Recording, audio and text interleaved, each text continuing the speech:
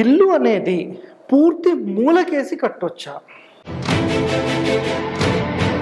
నేను చెప్పే ఒకటే ఒక కండిషన్ ఏంటంటే మొత్తం స్థలంలో అన్ని వైపులా సెట్ బ్యాక్స్ వదిలి మాత్రమే మనం ఖచ్చితంగా ఇల్లు కట్టాలి.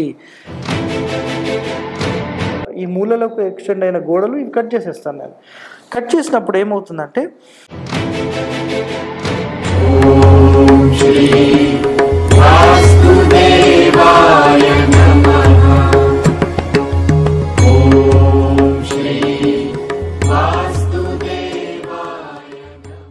ప్రేక్షకులందరికీ నమస్కారం అండి. మనం ఈరోజు మన ఛానల్లో ఒక లేటెస్ట్ ఎపిసోడ్తో మీ ముందు రావడం జరిగిందనమాట. సో మన ఛానల్ ఎవరైతే చూస్తున్నారో నిజంగా మీరు వాస్తు నేర్చుకుందామని భావన ఉంటే కంటిన్యూగా మన యొక్క ఛానల్కి సంబంధించిన ఎపిసోడ్స్ వాస్తుకి సంబంధించి అన్నీ చూడండి.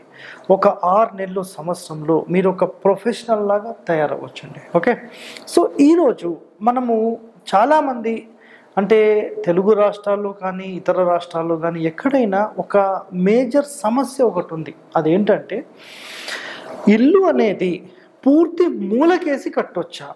సార్ మేము ఒక 20x25 స్థలం తీసుకున్నాము, అసలు మేము సెట్ బ్యాక్ అనేది మేము వదలం సార్, మరి మాకు ప్లాన్ కావాలి అని చాలామంది ఫోన్ చేస్తారు. అదేవిధంగా సార్ నిజంగా అసలు నైరుతికేసి కడితే చాలా బలం అంటారు. నిజంగా చాలామంది వాస్తు నిపుణులు ఆ విధంగా ఎన్నో వీడియోస్లో చెప్పారు, చాలా పుస్తకాల్లో కూడా మేము చదివాం సార్, మరి నిజంగా అలా చేయొచ్చా? అయితే ఇందులో కొన్ని ప్రశ్నలు చూడండి. మనము నైరుతికి జరిపి కడితే అసలు ఎలాంటి లాభ నష్టాలు ఉంటాయి? అదేవిధంగా వాయువ్యానికి కడితే ఎలాంటి లాభ నష్టాలు ఉంటాయి? ఈశాన్యానికి వేసి అంటే ఇల్లు మొత్తం గృహం ఈశాన్యంలో ఉంటుంది. అదేవిధంగా ఆగ్నేయంలో కేసి కడితే ఎలాంటి లాభ నష్టాలు ఉంటాయి? సో వీటి గురించి ఈరోజు వరకు ఎక్కడ ఏ ఛానల్లో కూడా ఎవరు కూడా చెప్పలేదు. మొట్టమొదటిసారిగా మన ఛానల్లోనే వీటికి సంబంధించిన సమాచారం అనేది మీకు తెలుసుకుందాం. సో డీటెయిలింగ్గా మీకు ఎక్స్ప్లెయిన్ చేస్తాను, చూడండి ఒకసారి.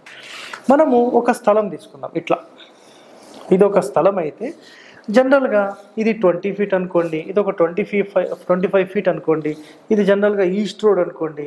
సార్ మీరు ఎప్పుడూ కూడా ఈస్ట్ రోడ్ గురించి మాత్రమే మాట్లాడుతున్నారు.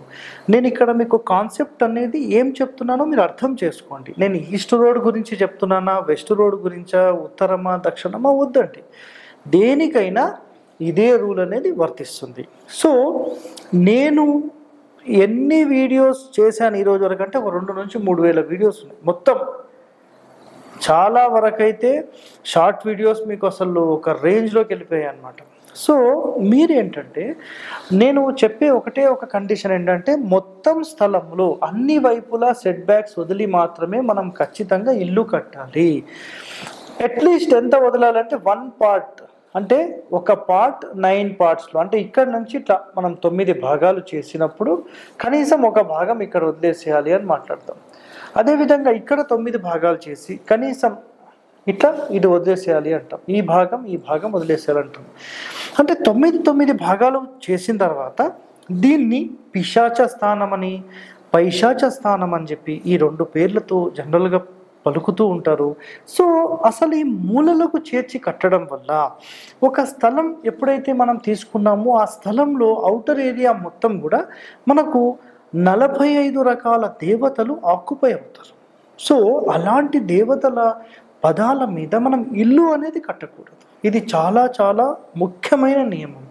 సో చాలామందికి అయితే ఈ నియమం ఐడియా లేక తెలుగు రాష్ట్రాల్లో చాలామంది వాస్తు పండితులు ఏం చేస్తున్నారంటే మనకు ఇల్లు అనేది నైరుతిగేసి కట్టొచ్చు అని చెప్పి చాలా వరకు వాళ్లకు అసలు ఒక తప్పుడు సమాచారంతో వాళ్ళను ఇల్లు కట్టిన తర్వాత ఎంత నష్టం జరుగుతుందో వీళ్ళకి అర్థం అనేది కావడం లేదు.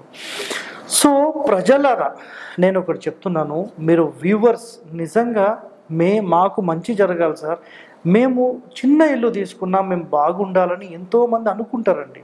మరి నిజంగా మీరు అలా అనుకునే వాళ్ళైతే మరి ఎందుకు ఇలా కట్టుకుంటున్నారు? పూర్తి మూలలకేసి ఎందుకు ఇలా కట్టుకుంటున్నారు?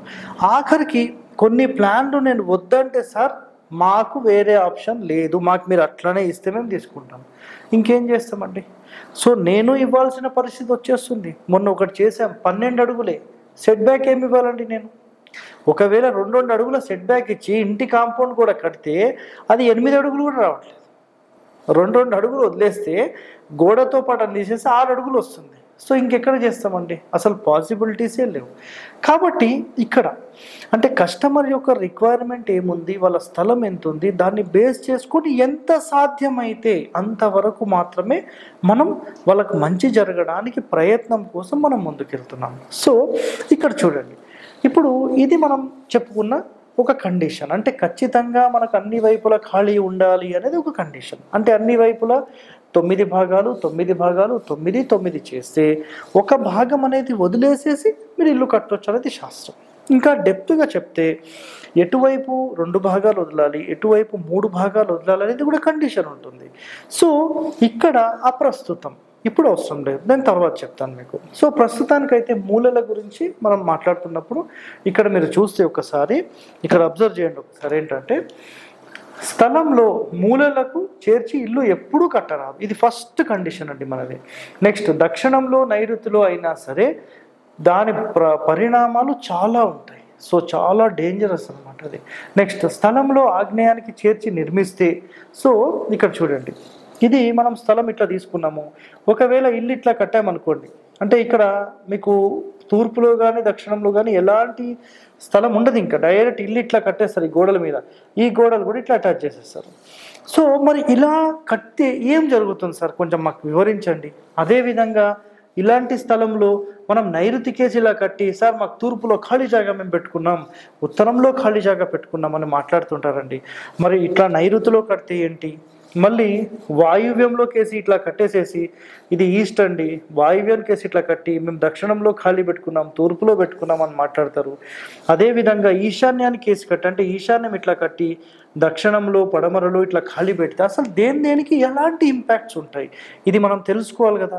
చాలామంది అయితే ఇలాంటి తప్పులు చేస్తున్నారు, దానివల్ల అసలు ఇబ్బంది పడే వాళ్ళు ఎవరండి, మీరే కదండి. దయచేసి ఇలా మీరు కట్టకండి. మీరు, నేను నిజంగా చెప్తున్నానండి, ఒక మాట మీరు వింటే, మనం బాగుండాలనే ఒక ఇల్లు కట్టుకుంటున్నాం సార్, మేము ఒక 10 సంవత్సరాలు జమ చేసుకుని ఒక స్థలం తీసుకున్నాం సార్, మాకు చిన్నదైతే సరిపోదు సార్. నేను ఒకటి చెప్తానండి, మీరు 10 సంవత్సరాలు 15 సంవత్సరాలు కష్టపడి తీసుకున్న తర్వాత ఆ ఇల్లు కట్టి మళ్ళీ మీరు నష్టపోవడానిక, ఇబ్బందులు పడడానిక మీరు ఇల్లు కట్టేది, ఆలోచన చేయండి దయచేసి. నేను ఇప్పటికైనా ఒకటి మీకు ఏం చెప్తానంటే, కంపల్సరీగా ఒక రూమ్ కట్టుకోండి, సింగిల్ రూమ్ కట్టుకొని బాగుండండి అంటున్నాను. లేకపోతే 2 రూమ్స్ కట్టుకోండి, 3 రూమ్స్ కట్టుకోండి, సింగిల్ బెడ్రూమ్. మీరు నిజంగా, నేను చాలామందిని అబ్జర్వ్ ఏం చేస్తానంటే, ఒక చిన్న స్థలం తీసుకొని మాకు విశాలంగా కావాలి, మాకు మొత్తం ప్యాక్ చేసుకుంటాం, మాకు స్థలమే విడవము, మాకు ఉన్నదే ఇంత, ఇది కాదండి. మీరు 100 గజాలు తీసుకుంటే మేము 50 తీసుకున్నాం అనుకోండి, 50 కట్టుకోండి, చూడండి దాని బలం. నిజంగా వాస్తు ప్రకారం కట్టుకొని చూడండి, నిజంగా మీరు సాటిస్ఫై అవుతారు, ఒక మంచి పీస్ఫుల్ లైఫ్లోకి మీరు అడుగు పెడతారండి. అర్థమైందా? సో ఇక్కడ చూడండి, మనము స్థలంలో ఆగ్నేయానికి చేర్చి కడితే అసలు ఎలాంటి లాభ నష్టాలు ఉంటాయి, ఇక్కడ చూపించాను కదా మీకు, ఇది ఫస్ట్ వన్. సో ధన నష్టం జరుగుతుంది, కష్ట నష్టాలు ఉంటాయి, ఆఖరికి ఆ ఇల్లు అమ్ముకుంటూ వెళ్తారంటే, ఈ ఇల్లు మీరు కొన్నారు, మళ్ళీ కొన్ని రోజులకు మళ్ళీ మీరు అమ్ముకునే యోగం వచ్చేస్తుంది, మళ్ళీ కొన్న వాళ్ళకి మళ్ళీ అమ్ముకునే యోగం వచ్చేస్తుంది. సార్ మరి ఇలాంటి వాటికి ఎలాంటి పరిష్కారం ఉంటుంది అని చాలా సింపుల్గా చెప్తే, నేనేం చేస్తానంటే ఈ మూలకి ఎక్స్టెండ్ అయిన గోడ ఇక్కడ కట్ చేసేస్తాను. అదేవిధంగా అన్ని వైపులా ఈ మూలలకు ఎక్స్టెండ్ అయిన గోడలు ఇవి కట్ చేసేస్తాను. నేను కట్ చేసినప్పుడు ఏమవుతుందంటే, ఈ మూలలకు చేరిన దోషం అనేది 50 to 80% తగ్గిపోతుంది.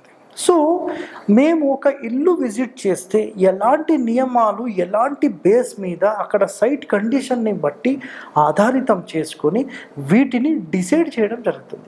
సాధారణంగా జనరల్గా ఓవరాల్గా చెప్పాలంటే నాట్ పాసిబుల్, ఇదైతే క్లియర్గా చెప్తున్నాను మీకు.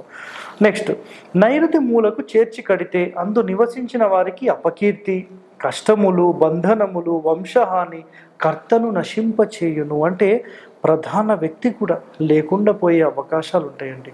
మరి ఇలాంటి నష్టం కలిగించే ఇల్లునా మనం కట్టుకునేది, ఆలోచన చేయండి ఒకసారి. నెక్స్ట్, వాయువ్య కోణముకు చేర్చి కడితే ధనము క్షీణించును, ఆ ఇంట విధవలుండే అవకాశాలు ఉన్నాయి అంటున్నారు. అంటే భర్త లేనటువంటి కేవలం భార్య మాత్రమే అక్కడ ఉండి విధవలుగా ఉండే అవకాశాలు ఉంటాయని చెప్తున్నారు. ఇవన్నీ చేసుకోవడం కోసం అంటే మనం ఇల్లు కట్టుకునేది. నిజంగా ఒక ఫ్యామిలీ బాగుండాలంటే ఒక సింగిల్ రూమ్ కట్టుకోండి అని చెప్తున్నానండి. అర్థం చేసుకొని ఇప్పటికైనా ఇలాంటి పనికిమాలిన సలహాలు ఇచ్చే వాళ్ళతో మీరు దూరం ఉండి శాస్త్రం ఏంటి, శాస్త్రంలోని నియమాలేంటి, మన మహర్షులు మన కోసం ఎంతో సంపదను మనకు అందించారు. అలాంటి సంపదలోని కొన్ని అంశాలను మనం ఇప్పుడు చర్చిస్తున్నాం. ఇలాంటి మరిన్ని రహస్యాలు మీకు కావాలనుకుంటే కంటిన్యూగా మన వీడియోస్ అన్నీ మీరు చూస్తూ ఉండండి. నెక్స్ట్, ఈశాన్య కోణము.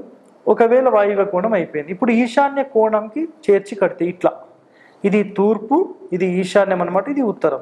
సో ఇలా కట్టి ఈ రెండు వైపులా ఖాళీ పెడితే ఇక చూడండి, ఈశాన్య కోణము చేర్చి ఇల్లు కడితే పుత్రుల డెవలప్మెంట్ ఉండదు.